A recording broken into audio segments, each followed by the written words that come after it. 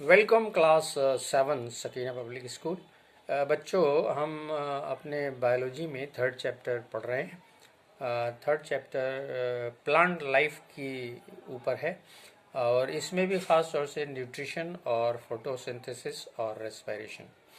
देखिए, plant life में हमने शुरू में बात की कि दो तरह की कैटेगरी हैं लिविंग ऑर्गेनिजम्स में। एक वो जो अपना खाना अपनी बॉडी के अंदर बना लेती हैं, ऑटोट्रॉफ्स कहलाते हैं या प्रोड्यूसर्स कहलाते हैं। और दूसरी वो कैटेगरी है जिनके पास बॉडी के अंदर खाना बनाने का सिस्टम नहीं है, तो वो हेट्रोट्रॉफ्स कहलाते हैं या कंज्यूमर कहलाते हैं। जैसे प्लांट्स के अलावा बाकी जितने भी लिविंग ऑर्गेनिजम्स हैं वो सब प्रोड्यूसर्स की ही बदौलत ज़िंदा हैं, यानी प्लांट्स की बदौलत ही ज़िंदा हैं। और प्लांट्स जो एनर्जी ले रहा है वो सन से ले रहा है। हमको मालूम है हमारा जो अल्टीमेट सोर्स ऑफ एनर्जी है लिविंग बींग्स का, वो सन है। तो हमने इसके बारे में आपको बताया था कि जो प्लांट्स हैं वो अपनी बॉडी के अंदर जो खाना तैयार करते हैं, मैन्युफैक्चर करते हैं, उसके प्रोसेस को फोटोसिंथेसिस कहते हैं। फोटो यानी लाइट की मौजूदगी में कुछ सिंथेसिस, कुछ मैन्युफैक्चर हो रहा हो, तो फोटोसिंथेसिस कहलाता है। हमने आपको बताया था कि फोटोसिंथेसिस की अपनी कंडीशंस हैं। कुछ कंडीशंस हैं, जैसे फोटोसिंथेसिस के लिए वाटर चाहिए। प्लांट इस वाटर को सॉइल से एब्जॉर्ब करते हैं विद सम मिनरल्स। ये चढ़ता है प्लांट के रूट्स के थ्रू प्लांट बॉडी में और पहुंचता है लीव्स तक।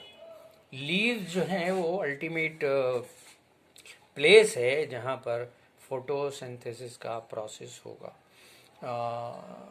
ये कहा जाता है कि green plants can manufacture their food within their bodies. Why the green plants? Because green color of the plant is due to the presence of chlorophyll, a green pigment which is present in the cells of the plant in some bodies called chloroplast.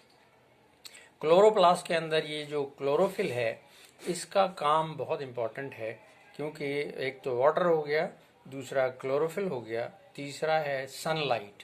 Sunlight absorb करते हैं plants, और उस sunlight को यानी उस solar energy को ये chlorophyll trap करती है और ट्रैप करके इसको केमिकल एनर्जी में कन्वर्ट करती है। और एक चीज़ बहुत इम्पॉर्टेंट है जो प्लांट्स को चाहिए, और वो है कार्बन डाइऑक्साइड। एटमॉस्फेयर में कार्बन डाइऑक्साइड मौजूद रहती है, क्योंकि प्लांट्स के अलावा दिन में जो एनिमल्स, जो लिविंग बींग्स ब्रीदिंग करते हैं, सांस लेते रहते हैं, ये उनका अपना प्रोसेस है, उसमें वो बहुत सारी कार्बन डाइऑक्साइड रिलीज करते हैं। एक तो सोर्स यही लिविंग बींग्स हैं बिकॉज ऑफ देयर रेस्पिरेशन। दूसरा सोर्स है कार्बन डाइऑक्साइड का कंबशन ऑफ बर्निंग। जितनी भी बर्निंग होती है, उस बर्निंग के नतीजे में बहुत सारी कार्बन डाइऑक्साइड तैयार होती है।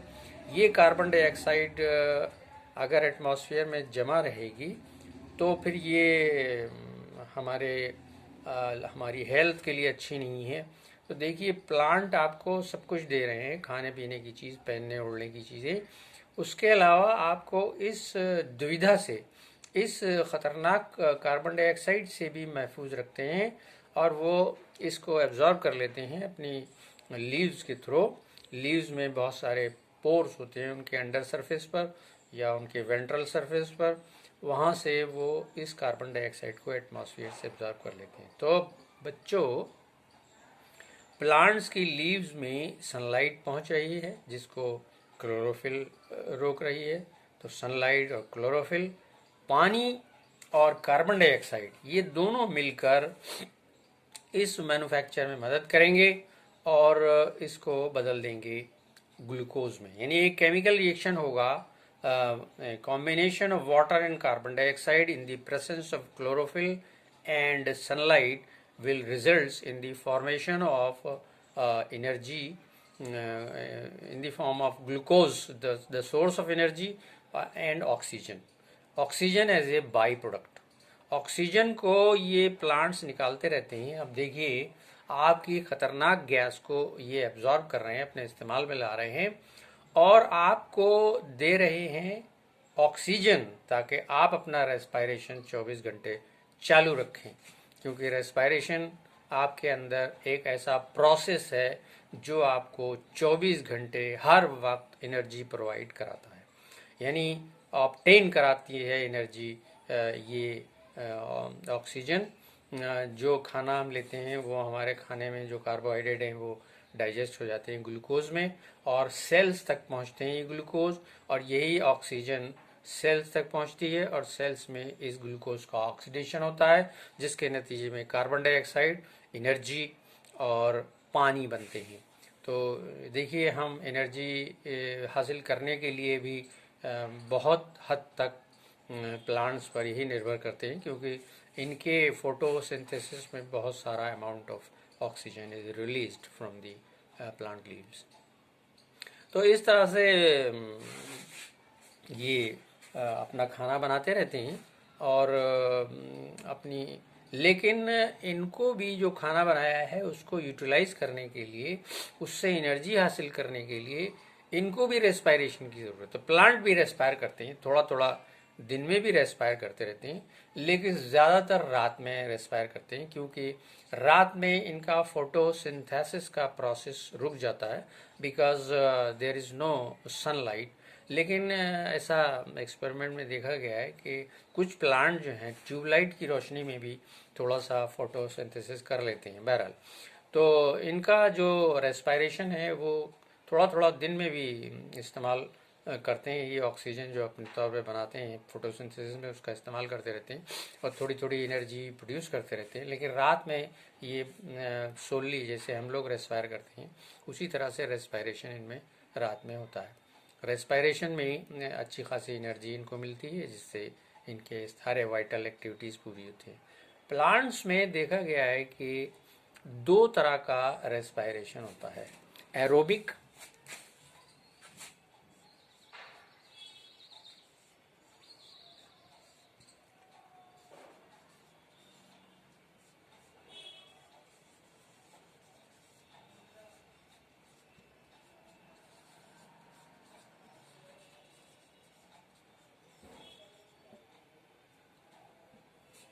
एरोबिक और एनारोबिक रेस्पायरेशन। क्या है भाई ये एरोबिक रेस्पायरेशन? देखिए, if the respiration is carried out in the presence of oxygen, it is aerobic one, and when it is taken up, it is not carried out in the presence of oxygen or in the absence of oxygen. This respiration is called anaerobic respiration, यानी जिसमें oxygen का इस्तेमाल नहीं हो पा रहा है। तो ऐसे प्लांट्स जो वाटर लॉक्ड हो जाते हैं, जो जैसे पानी में डूबे हुए हैं, तो फिर उनको ऑक्सीजन लेना ज़रा कम हो जाता है। ऐसे में वो एनारोबिक तरीके से रेस्पायर करते हैं, और एनारोबिक तरीके से रेस्पायर करने में ये एक केमिकल बनाते हैं, इथेनॉल और कार्बन डाइऑक्साइड बनाते हैं और एनर्जी तैयार होती है। तो ऐसी कंडीशन में अगर ये वाटर लॉगिंग, पानी अगर ज़्यादा समय तक भरा रहे प्लांट के चारों तरफ, तो फिर ज़्यादा एथेनॉल बनने से और कम एनर्जी बनने से आहिस्ता आहिस्ता प्लांट की डेथ हो जाती है, क्योंकि फिर वो न तो उन्हें पूरी एनर्जी मिलती है और चारों तरफ उनके एक एसिडिक माहौल बन जाता है, तो फिर वो उनकी डेथ हो जाती है। यानी ये ज़रूरी है कि प्लांट जो हैं, बहुत सारे प्लांट ऐसे हैं जो पानी में डूबे हुए ही ज़िंदा रहते हैं। उनका अपना सिस्टम है, वो उसी सिस्टम से ज़िंदा हैं। और ज़्यादातर प्लांट्स ऐसे हैं जिनको बहुत ज़्यादा पानी की ज़रूरत नहीं रहती है, यानी पानी में उनके स्टेम डूबना नहीं चाहिए, और बहुत सारा पानी अगर डूबा रहेगा तो सप्लाई ऑफ ऑक्सीजन जो है कम हो जाएगी। चलिए इसके बाद और पढ़ें।